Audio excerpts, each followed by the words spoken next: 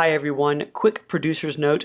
Our recording start got delayed, but we only missed the introductions, so as a quick intro, the panelists today are Rachel Wein, founder and CEO of WeinPlus, Lisa Reddy, Vice President and Leasing Officer with Prologis, Stanley Iezman, CEO of American Realty Advisors, and David Dollinger, Principal of Dollinger Properties. We begin with a summary of retail tenants from Rachel Wein. To recap, don't paint retail all with a broad brush. The hurt is primarily focused in the mall sector. The grocery sector is just exploding. So online e-commerce for grocery is beyond anyone's wildest expectations for adoption. Year over year quarterly increases, 215% across the board, with Instacart being 497% up, Amazon Fresh 258% up. If you want to know where people are going to be going as they leave some of these mall retailers, it's going to be to the big box sector. Largely Walmart and Target will be the beneficiaries of the losses in the department store space, with one survey back from JCPenney shoppers asking where will you likely shop if your local JCPenney's closes. A third of them saying Target, a third of them saying Walmart. And then a brief recap on stores that are open versus closed. When we spoke last, and at the height of retail closures, 61% of retail stores in the US were closed, representing 55 square feet of stores, and that was April 14th, Friday, April 14th. We are now, as of last Friday, at 24% of retail stores closed, representing 22% of square footage. And then those are stores that are completely closed. Then stores that are opened with significant restrictions represent 21% of stores and equally 21% of square footage. So that would be your basic retail update. So on the response about Target versus Walmart, given that Target is smaller than Walmart, that means proportionately Target will do even better than Walmart if people do what they say they're going to do. Is that correct? Yeah, what's interesting about Target as well is a lot of their profitability comes from the more discretionary items, and those were significantly down. In the first month, I want to say this was March, they had 50% increases in their grocery, and then they had 50% decreases in apparel and soft goods. And I would have to look back at the numbers. But what's really fantastic for Target right now is the online purchase fulfilled by store. So their pickup, drive up, and shipped delivery is up substantially. Shipped is up 300%. Drive up is up 40%. And it's really, 40% of people that used Drive Up used it for the first time. So, and if you haven't used Target Drive Up, it is fantastic. But their comp sales, Target's comp sales Q1 up 11%, comp digital sales up 141%, same day up 278%. It's just outrageous.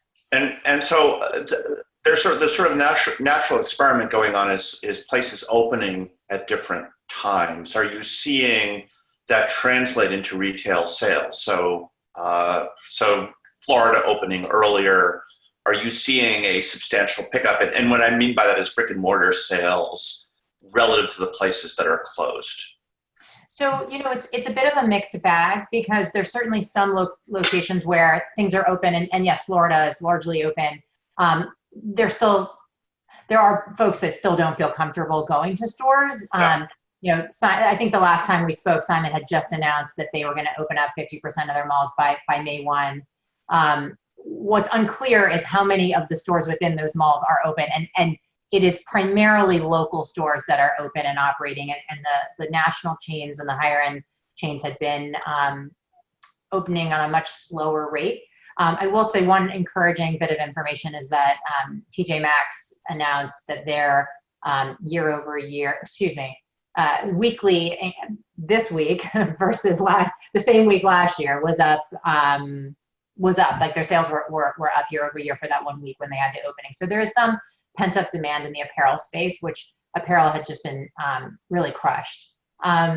Something else to mention just before we wrap retail would be that 14 stores, 14 chains represent 25% of all mall space. I can actually, I can share this image if you'd like. Sure. I'm gonna share it here. 14 stores equal, let's see, equals 25% of the mall space. And if you see here, these first three, Macy's, JCPenney, and Dillard's, add them up, and it's about 15%.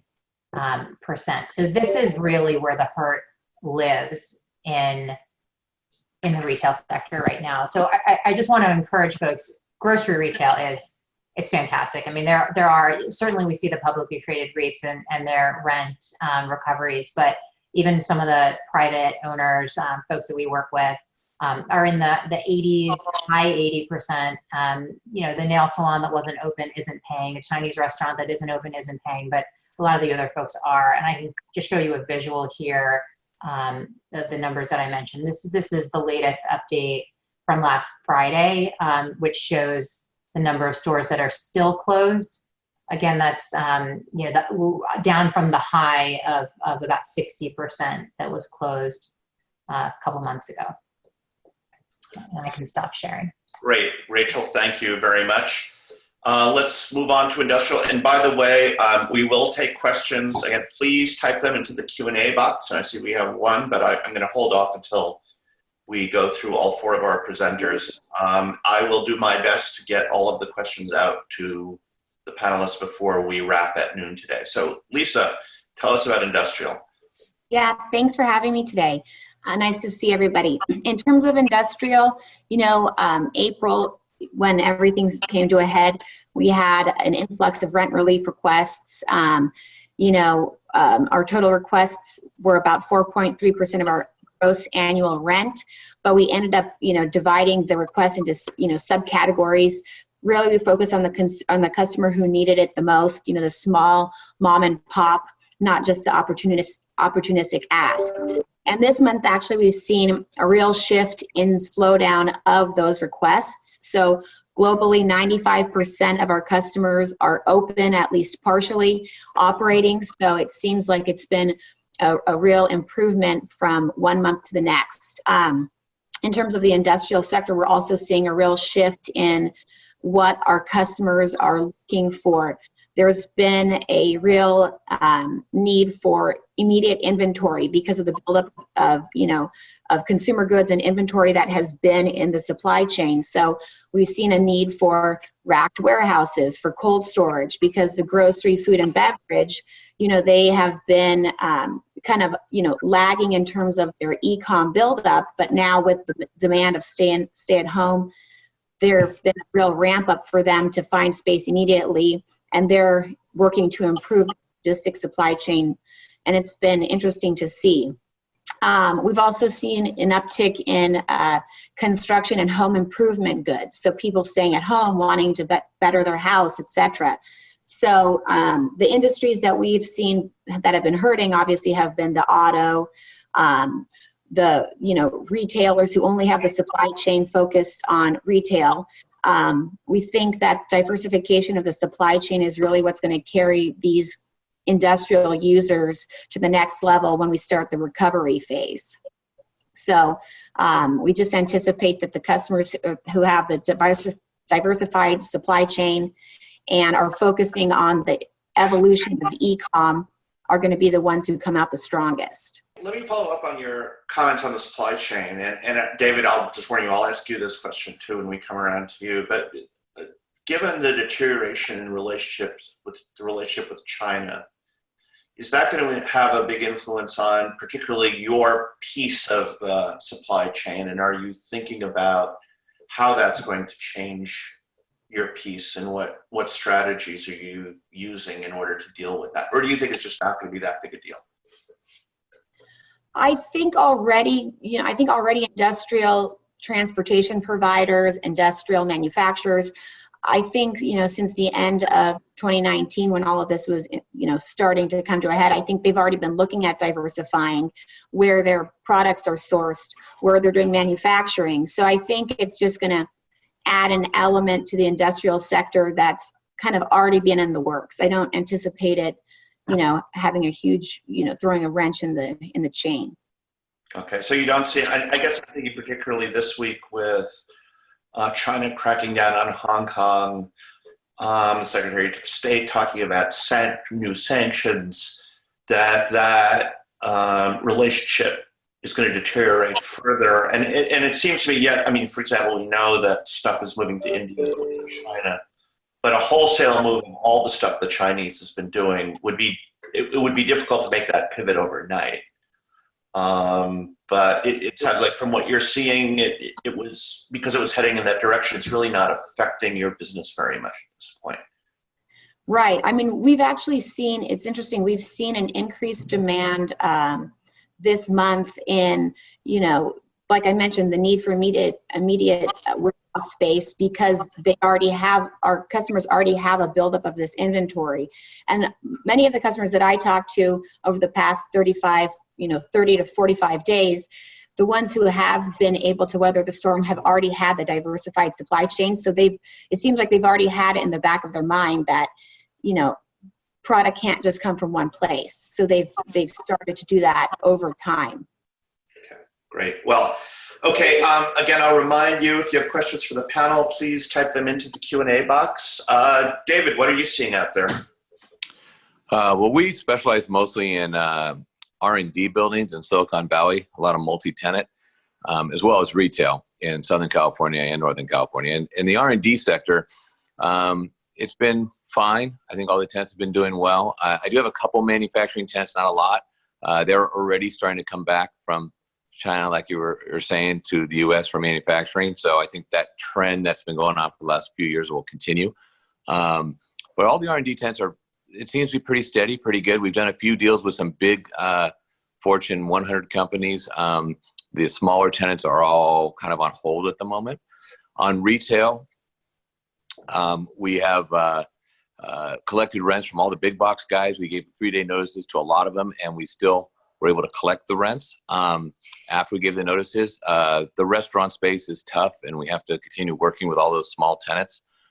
We have signed a couple leases in the last week with some small retailers, and that has what happened here, and that's been a little bit of a surprise to get some small retailers actually signing leases in this environment.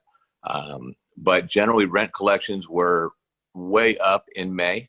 I think a lot of the small tenants got the PPP loans, so they made April, May together. I'm talking the retail.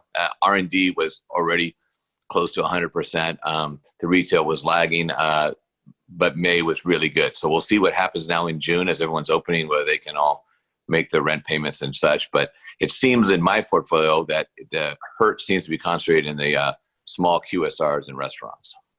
Well, so on the restaurants, and Rachel, if you want to jump in on this, I'd like your views too, but how many of you do you think will be flushed out because of this?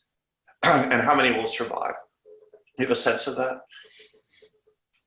I think it's hard to place a number on it, but it's going to be large scale. We already have some bankruptcies in the restaurant space, mall-based restaurants like the parent company of Brio, and any buffet type restaurants like Sweet Tomato and some of the others. I mean, those just can't operate given the health constraints. So depending on how long the seating restrictions last, we may be looking at a large scale rent reset in the restaurant industry.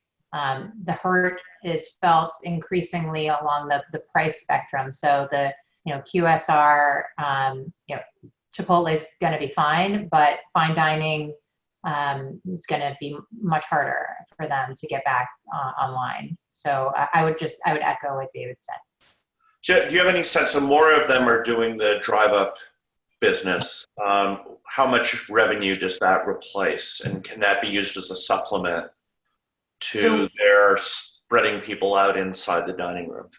What we see is typically a restaurant would get 5 to 10% of their sales from drive-up, pickup, takeout, whatnot. And with the stores being closed, that was roughly doubling. And in some cases, it was doubling. So, double 10%, 20%, it's still an 80% reduction in overall sales. So in many cases, you have to layer in the employment factor as well, which is that in some cases, these employees are receiving more in unemployment, which just complicates matters for getting folks back online. And then how many folks do we need to get back online when we have the diminished capacity? So there was a question about why would retailers wait to reopen? And this is part of it, that the employment issues complicate matters.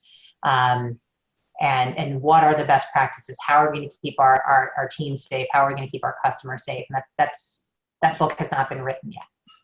So, I can't help but interject. This is one of my favorite hobby horses, is the unwillingness of government to invest in technology. When I was HUD, this was a problem. So apparently the reason why the unemployment benefit is just a flat $600 increment over what it was before is because COBOL doesn't allow any other method of supplementing unemployment. So, the sensible thing would have been to say the percentage increases by 25% or 30%. So the idea was you didn't want people to lose too much of their purchasing power. But the software that unemployment claims run on doesn't permit that. And so the short-term answer was just, okay, let's just give everybody an extra $600. And so invest in technology. It makes things better. David, I just wondered, do you have any comments on restaurants beyond what Rachel just said? It's interesting. The takeout, we've heard some restaurants are doing, and these are all QSRs. I really don't have any sit-down restaurants per se. I have one Sizzler and they're closed. But some of the QSRs, they say, are doing anywhere from 50 to 90% of their pre-volume in takeout. So some of the retailers have it down where they're really doing the takeout. But they're just all starting to reopen now. And so I think we will see how this all shakes out in the next month or two. Like I said, PPP kind of papered over some of this. The one thing that is a little frustrating, this from a tenant relations standpoint, is we have there's a number of tenants, mostly restaurants, that don't call you back. They don't pay their rent. They may be open for takeout, they may not, but you can't make a deal with them. You can't even give them free rent. You can't do anything. They just ignore you and putting their head in the sand, and you can't evict them either. And so that is another issue that I'm not sure how it's going to get resolved in the short term. I can't help but notice that in my neighborhood McDonald's, the line of cars outside of it now is about as long as the line at Din Tai Fung was before the crisis. So who would have thought? Stanley, last but not least, I asked Stanley to go last because he covers so many different product types with his company. So Stan. So I think that the biggest issue that we're focusing on right now is trying to maintain tenant relationships with all of the retail tenants in a manner that supports long-term relationships and tries to understand the synergies that exist between those tenants and ensuring that we work with them to try and keep them in the property. Our biggest fear and we are primarily in grocery anchored shopping centers. We have a couple of power centers.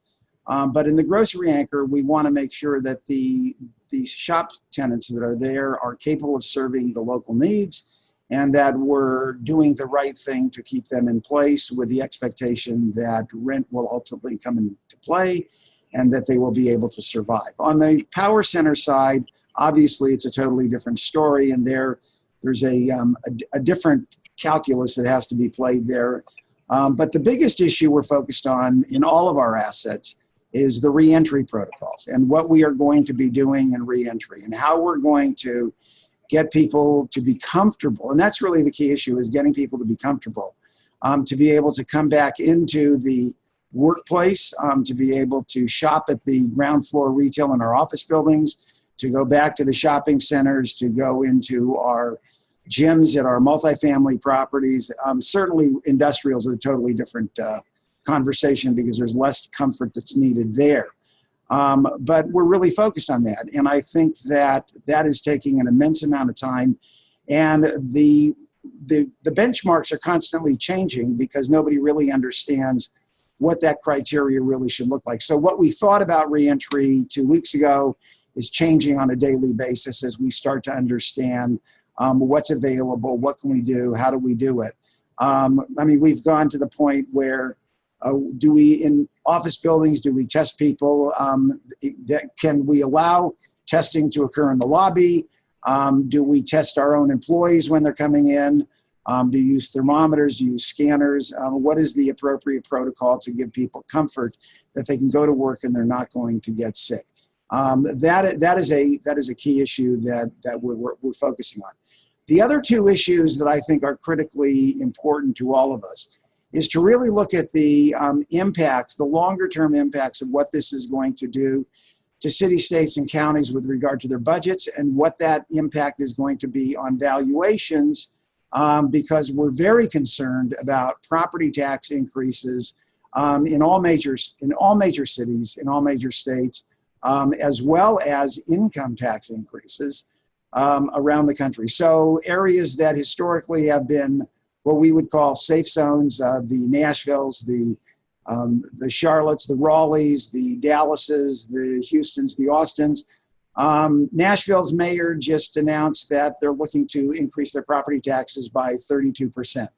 If that happens, that calculus changes valuations and what we're doing with deals that we're looking at there. So in each of the major markets, what we have to do is extrapolate where we think that's going to occur and what the impact of that's going to be, and how do we build it into our valuations. And does that really impact tenants coming leasing at the same rates that they were leasing at before, or is there going to be some diminution in net rents that we're going to ultimately receive? The third item that we're really focusing on right now is the legislation that is working its way through in all of the progressive states. So for example, here in California, I'm sure many of you have heard about SB 939, which is essentially going to allow restaurants to, and those small businesses that have lost 25% or more of their income to essentially go back to their landlords and to renegotiate the lease. And if they don't get a successful renegotiation, they have the right to terminate the lease. That legislation has a high likelihood of passing, and unfortunately it has the significant support of a lot of cities and counties, and a lot of our politicians who are supporting this.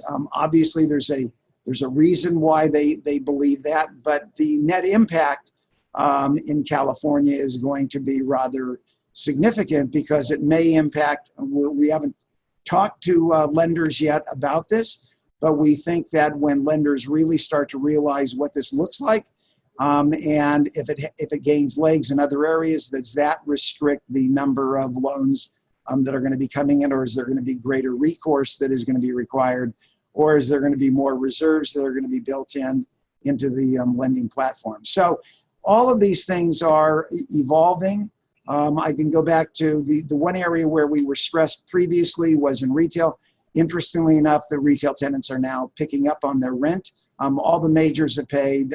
We don't have any real challenges with the majors. I won't mention names of those retailers. They know who they are, and they understand what they're doing. But the goal is to work with them and to help them get sustainability and to allow them to be able to survive.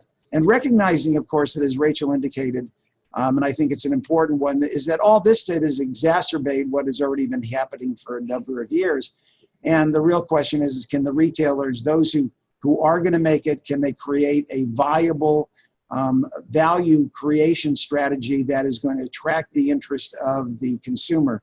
And I think that's what we're all fighting. What all retailers are doing right now is trying to gain the attention of the consumer, be able to capture their imagination, and allow them to be able to convert from e-commerce to bricks and mortar commerce, and to do that virtuous circle of omni-channel, because that's really what's going to drive retailing for the future. Everybody has to have an e-tailing outlet, and everybody has to. They should have a bricks and mortar retailing. And I think if you talk to some of the major retailers, they recognize the value of what is called the halo effect of when you buy something and then you go back to the store to return it. You typically buy more when you're in the store than what you actually return. So it's a dynamic that is going to play itself out. And don't think that retailing is remotely dead, and don't think that office buildings are remotely dead by any stretch of the imagination. So there was so much there that I want to follow up on. Let's just start with 939. One of the things, I don't think it really defines what a small business is, other than if you're a publicly traded company, you're not a small business. But other than that, I looked through the bill a couple of times, and it's been revised, so maybe this has changed, but I couldn't find the definition of a small business anywhere in the bill. It doesn't. You've got to look at it very carefully. It does. No, I don't know what the definition is. I think it's a very vague definition of what. Yeah, I don't think it has a definition. Other than, if you're publicly traded, you're not. But there are some pretty big companies that are closely held.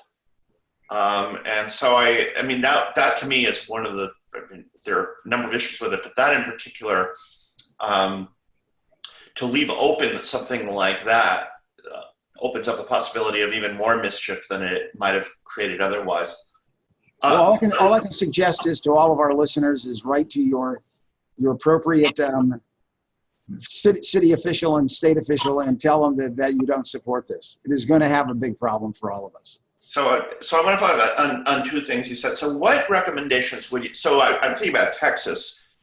Texas has an ad valorem property tax system. And in fact, they have even though they have no income tax, their sales taxes are kind of low, but they have among the highest property taxes of any state in the country. So one could imagine property taxes in Texas actually going up quite a lot, just sort of by default. What would you recommend to these governments that are bleeding revenue and do have to school kids and collect garbage and that kind of stuff? Unfortunately, I don't have a solution for the political implications of this. I would suggest, though, that we need to step back and realize that if we are going to tax our properties, which is an indirect tax to the owner, that is going to have an impact on valuations, which is going to reduce the values that they're taxing on. So the circle is that if you increase your taxes, it will reduce your valuation, which is going to result in all of us going in and appealing our taxes. I don't have a fair way of suggesting what those taxes should be. But I do know that the higher the tax base is going to be, it's going to drive out business. So final on, just on retail is the more generic point beyond COVID. We've seen apparel sales fall, and that's not an e-commerce versus bricks and mortar, just people are spending less money on clothes. One could imagine this accelerating that. I mean, I haven't put on a tie in 10 weeks now, something like that. I have a couple of beautiful suits in my closet that I haven't worn. I mean, are we going to be used to a work environment where we really don't need to dress up? And so, women don't buy heels, men don't buy ties. Well, they're already not buying ties. We get the point. Is there a secular trend that's problematic for all retail that people are just not going to buy as much clothes as they used to? And I'll open that up to Rachel. I'm going to use myself as an example. I always wore a suit every day. I didn't wear a tie, but I did wear a suit and a shirt. I've had to go out and buy lots of sweaters like this with unique different colors so I didn't blend in. So my consumption patterns actually over the last 3 months have increased dramatically as I've gone online and had to search for stuff that I normally did not wear. So yes, my suit maker is going to be going out of business possibly, but my sweater maker may be able to be there. So Stanley is not indicative of the large swath of America, but one thing we can take from this is people still need clothes, but they need different clothes. So when you look at the year-over-year increases and what brands are really performing well, it's Lululemon is doing exceptionally well, 40% increase in sales year-over-year, but also house brands at Amazon, at Target, at Costco, at Walmart, those are also doing really well. And a lot of the mall-based brands, H&M, Burberry, North Face, Uniqlo, big decreases in year-over-year sales. But I think we're gonna be spending differently, but we're still gonna need certain things, and certainly the staples are gonna be the same. So when you look across the industry, some folks are going to be unnecessarily depressed right now, but a lot of this is just going to depend on how long this really lasts, which I think for any of us to be able to say definitively would be unreasonable. But the reality is if we were on one end of the pendulum in January or February, and we were on the other end, maybe towards, the very end of April with everyone at home across the country, the idea that we're going to get back to some kind of before COVID normal is unrealistic. We will get back to something that approaches somewhere along those lines, but simply for the patterns that have changed in buying and in the consumer economy, many of those patterns will naturally stick. So let me start turning over to audience questions here. And again, if you have a question, please type it in the Q&A box. I am also looking at the chat and we'll answer that one too, but it's just easier to organize if you type them into the Q&A box, so please do that. From Graham Wahlberg, regarding industrial demand, given the all-time high construction levels, how bullish are you on industrial demand? Will we see long-term reversion to higher vacancy or not? So Lisa or David, let me have one of you tackle that one. Yeah, actually, so for Prologis, we have our internal research team. We anticipate that the demand is going to increase just because of the evolution of the more companies going to e-commerce. So naturally, it's going to take up more industrial space. We anticipate inventory levels increasing. So companies keeping more stock on hand so that you can be ready for the consumer demand and not, if something like this happens again, it's not stuck in the chain. So we anticipate the industrial need going up. Obviously, right now, construction and industrial has slowed, in some parts stopped. So as we enter recovery, I think that the new development is going to take a little longer to resume, but stock inventory of industrial, we anticipate that it's going to be in a higher demand. So Lisa, I think your point about inventory is a really interesting one and basically a response to the fragility of the economy that was revealed by having a very tight supply chain. But how long do you think, and again, this is a bit of an unfair question, but before we forget this lesson, that a little bit of redundancy as a cost, and so from a quarterly income statement standpoint, it's not appealing, particularly to Wall Street analysts, and yet clearly having some inventory is a good idea. So do you think people will learn a lesson because this is so severe for a long time, or do you think we revert back to the way things were in a couple of years? I mean, I know if I had a crystal ball, I don't know. It's a slightly unfair question, but I'm going to ask it anyway. Yeah, I think it will just take time to see how fast will that inventory turn. Like as Rachel and Stan were mentioning, when I walk our warehouses with our customers now, customers who used to store, let's say, luxury goods, they've shifted and they're storing, washing machines and industrial strength cleaners. So it's a shift in what they're storing and what the demand is. So I think it depends on how fast the world goes back to, let's say, normal. And, will it ever go back to pre-COVID normal? I mean, I hope so, but I don't know. I think only time will tell. David, you want to weigh in on this? Well, like I said, Silicon Valley, we really haven't had any industrial, like you're talking about, built in years. It was one or two projects. But the R&D sector, I think, will get tighter because you're not riding elevators at single story. You can get access to it in and out. I think that tenants are going to take more space rather than less so they can space out their workers. So I think the ultimate impact will be for greater demand for that R&D sector. So let's move on to Stanley. We have a couple of questions about office from Reed Garwood and from Sonia Civilian. I'm going to combine their two questions into one, which is, are you seeing office tenants renewing less or downsizing in place due to more employees working from home? And this dovetails with Sonia's question about how we look at what Facebook said last week, what Twitter said a couple of weeks ago about having more of their workers stay home. In fact, Facebook's saying you can even leave the Bay Area, but we'll pay you less money if you want to move to a cheaper market. What do you see from all of this? Well, first of all, let's separate the headline from the trend line, so to speak, if I could use that term. I know what they're saying, but they're not necessarily doing anything different. They're taking down more space. So the tech companies are clearly growing. What they've done is they've basically said, you can work at home if you want to work at home, but there's no diminution necessarily in terms of the demand side. There's not a lot of leasing being done right now. So I can't point to data points that suggest to you that there are people that are taking down a million square feet at this moment in time. But our expectation is that as people become more comfortable, they're going to accelerate the number of people coming back into offices, and that those buildings that are dense are going to have to figure out how to de-densify, both on a tenant side and on a owner side.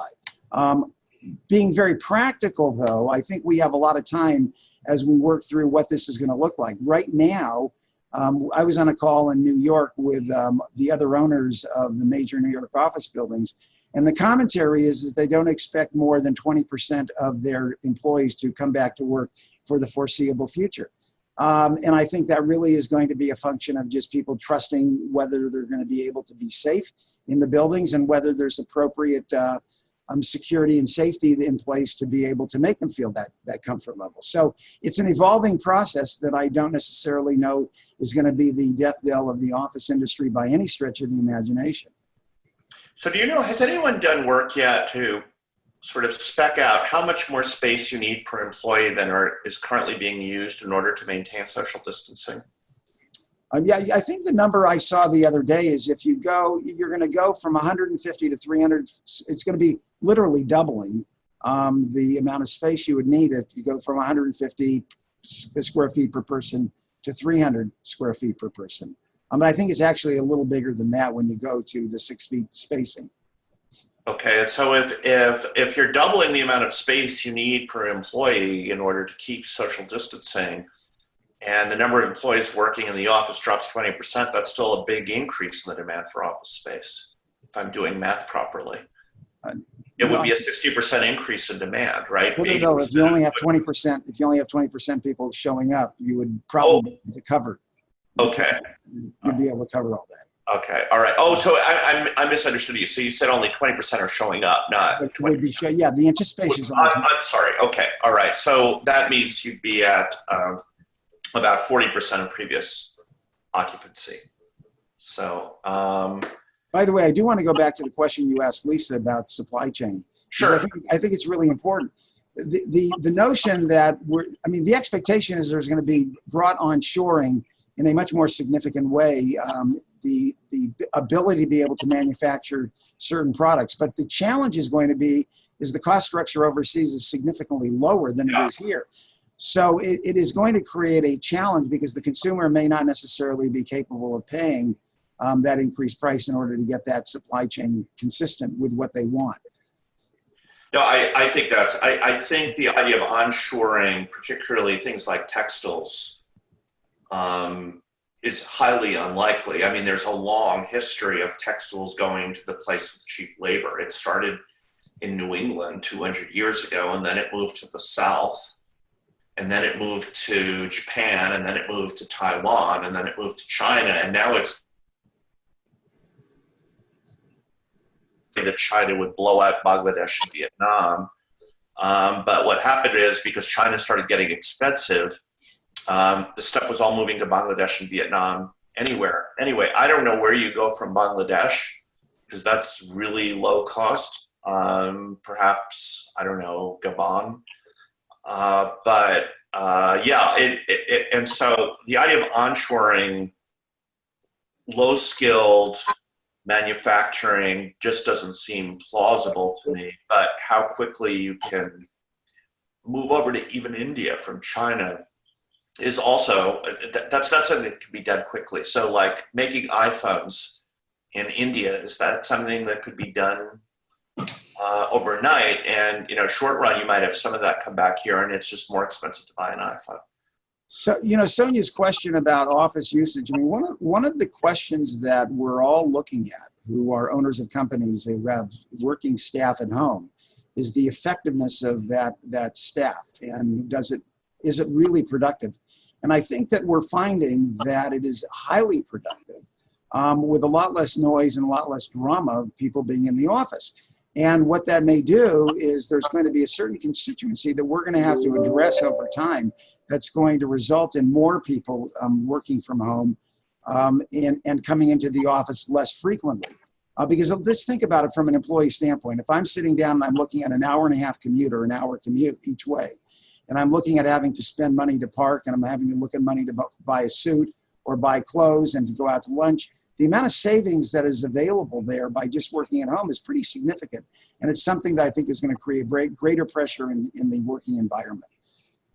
Well, the other thing to think about is if people do work 2 days a week at home, so 40% of the time at home, we know in LA about 40% of trips are work-related trips, 60% are not. But if you reduce travel by 60%, 60% times 40% is a 24% reduction in cars on the road.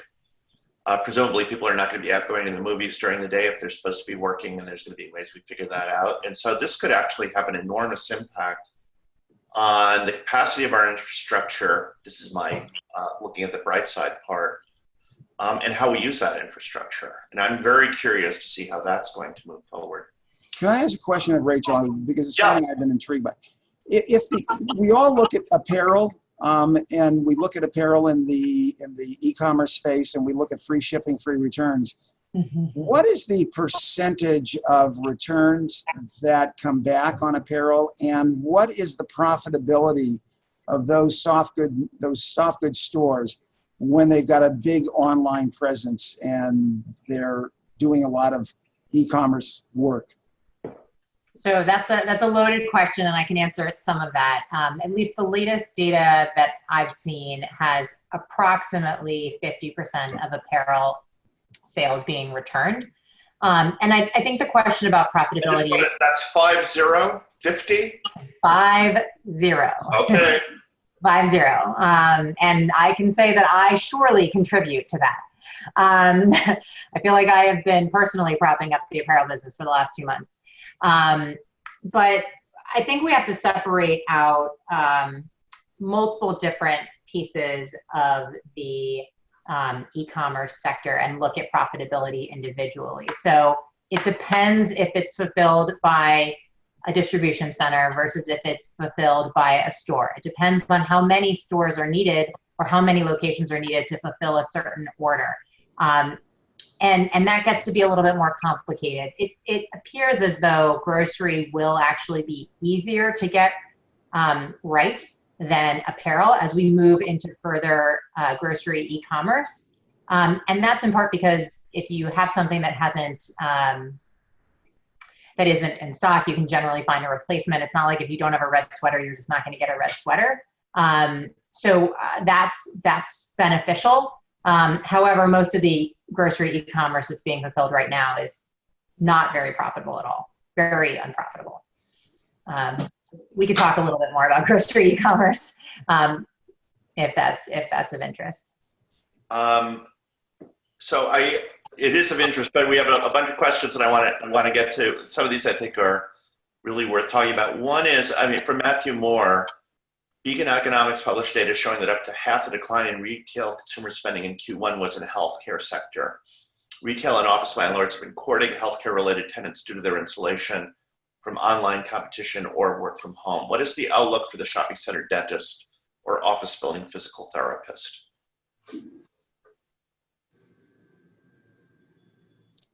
What the question is, what is the outlook for the shopping center dentist?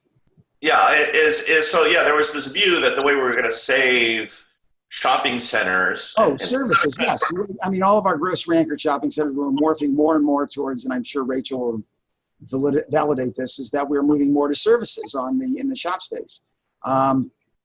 So the real question is the massage MDs, the dentists, anything where there's going to be somebody who's going to be working closely with somebody else, where they're going to be hovering over their body or looking into their mouth where there's a potential for transmission of disease. I think there's going to have to be a comfort level with the consumer being able to utilize that with protocols in place that are going to protect both the provider of those services and the consumer. So I don't know what that's going to look like post-COVID. And I would just say that there's a difference between the routine care and then the one-time care. So I'm not familiar with this study that the question references, but hospitals across the country had to stop doing routine procedures. And what's considered routine to you or me, it's kind of broad, but a knee replacement is considered routine. In some cases, cancer treatments are considered routine. And those are things that people are going to do as soon as they're able to. But it's possible that someone would skip their teeth cleaning and just not get this one done and go on to the next one. So in that case, it's more like a haircut. You can't get your haircut 3 times because you didn't do it once every 3 months. So I think it's going to be a nuance there, but services are going to be back. People still need to get their teeth cleaned eventually. David, you look like you had something to say about that. Oh, I thought her haircut analogy was great. Oh, okay. Okay. It seems to me there's going to be PPE will be the key is people just being comfortable that their providers are doing that the right way. And, it really does work is in Wuhan, once healthcare providers started suiting up properly, I think there was not a single case. Okay, maybe you don't trust the Chinese data, but this is the sort of thing that's so specific that you could dig up somebody who got the disease if they had. And so I think people getting comfortable with your dentist wearing, a whole lot of plastic over their face is going to be critical to getting people back in the dentist chair. And all I know, I sure want to I'm glad I think about this. I got my teeth cleaned about a week before the shutdown, and I'm really glad I did that. So, I can't have one of these without talking about cap rates. Is we have from Graham Wahlberg, given the high spreads to the risk-free rate, 10-year Treasury is still well under 1%. Do you think cap rates will go lower? And I think this is more of a longer-term thing. Of course, none of us know what cap rates are right now, but let's say looking at 6 months, a year from now. Do I think cap rates are going to go lower? Yeah. I think that with borrowing rates relatively low, there's a chance. The question is what is the risk? I haven't seen any real material change in cap rates going down. I've seen them slightly move up a little bit in certain areas. Certainly in industrial, they haven't gone down at all. As a matter of fact, there's more demand for industrial than ever before. I think office in major cities there may be a short-term impact. I think based upon the public market pricing, there's certainly one can extrapolate, which is not capable of being extrapolated. There is an impact. But we haven't seen, there's no real data points yet to point to in transactions where we can say that there has been a repricing. Right now, Richard? Yeah, David. I was going to say, is right now pricing, the 10-year Treasury is sort of irrelevant because all these lenders have put floors in place. The conduit market is basically just starting to do a few loans. Goldman Sachs did a pool about a week ago, and some other lenders are starting to quote their very first loans right now. I think Wells Fargo has just quoted their first one. So, and they have much wider spreads built in than prior. So just because you're seeing the 10-year Treasury at 0.63 or whatever, their loans are being priced with interest rates of 4% and above. So you're not getting the benefit of that. Now, as typically happens in all these downturns, within a few months, I expect that spread to get narrower, and then your cap rates will start to reflect that. But right now, in the short term, I'm looking at buying some properties right now, but the financing cost is a lot more than it was 2 months ago or 3 months ago. And proceeds are lower. Yes. Yeah, and they want reserves and some other things. Yes. And they want a structure, and they want personal liability on certain, more personal liability than before. So it's pro-cyclical lending policy, which is not very helpful from a macro standpoint. Lisa, Rachel, any comments on cap rates?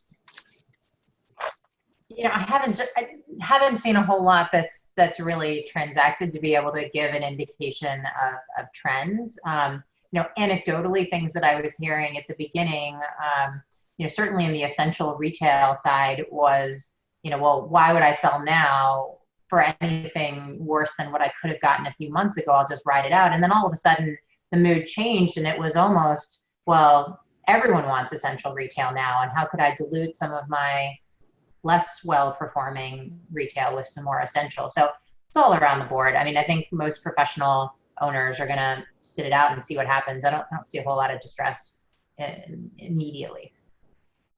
Yeah, and I agree with Stanley. I mean, some deals that were under contract, that some of our competitors were buying pre-COVID, they ended up closing during the pandemic, and there was no price adjustment. I mean, this is core industrial in a strong market, and they see the need and the benefit. And it's, in terms of industrial, it's shown that it's critical to the essential, the essential needs and goods supply chain, essentially.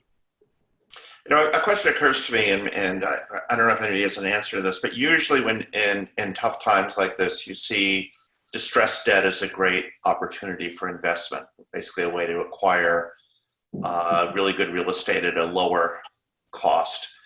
Do you see that opportunity arising as a result of this? You mean now? No. Well, not now, no, but over the next 6 months. Eventually? Yeah, eventually. Arguably, but remember something: if you're going to buy the debt, you have to deal with the owner. You're going to have to foreclose. Yeah, understood. So that's going to be your discount on your pricing has to be significant enough to take on the underlying risk that surrounds that. So, but there's no distress now. Remember, in 2007, it wasn't until 2008, 9 that it was really 2009 that commercial real estate went into distress. That's right. I remember Bernanke saying commercial real estate would save the economy because as the housing market was tanking, the commercial market didn't. And then 2009 it did. Now it snapped back very quickly, unlike the housing market. Because I think a lot of the distress in commercial real estate arose from basically refinances coming due that couldn't be refunded. That nobody would lend, and so you had a lot of excess property on the market for that reason. But we haven't talked about hospitality, but that's going to be where the biggest hurt is going to be. If the rest of the property sectors that we're talking about here are, a 90-day pain period, it's going to be many, many, many months for hospitality. So I think that will be, for anyone that's really interested, that will be where the opportunities will live. So, and on that note, I mean, one of the big questions for the economy more broadly is when are people going to start traveling again? And I just, if I had a poll, I'd ask the audience, but I don't have that function built in. Who here is comfortable getting on an airplane just now? Can I rephrase the question? Yeah. It's not whether you and I are comfortable getting on an airplane. If you look at the traffic is up significantly in airplanes. People are traveling. If you look at the numbers for all the major airlines, they're up pretty significantly on a week-by-week basis. Yeah, no, but it came down, but they were down 95%. Well, okay. Stanley. So I'm just looking at that. So the data is the number, TSA has the number of people that go through airports every day. And I think we're still down. We're up right now. Short term, we're going to have a problem, but long term, we're going to be fine. Yeah. But I mean, how long is long term? I think we're going to see a lot of domestic travel. And so hopefully that'll be good for consumer spending, for folks that were going to spend a lot of money this summer going to Europe, going wherever. If they can spend that money domestically, that would be fantastic. From a business travel perspective, it's not about if I'm comfortable traveling. It's about if whoever I'm going to see is comfortable seeing me once I arrive. Okay. So that's going to take a while before some of the larger corporate folks are going to be welcoming, visitors into their offices. And I don't know if Stanley's going to let me into one of his office buildings or if I need to show some kind of special card. Just your temperature. Here's your FYI. May 25th is the most recent comparable data. A year ago on May 25th, 2.5 million people went through American airports. This year, 340,000 people went through American Airport. So that's down about 85% still from where it was. And, so to hospitality, it's one number is going to tell you a lot about the other. And with that, we have to wrap up.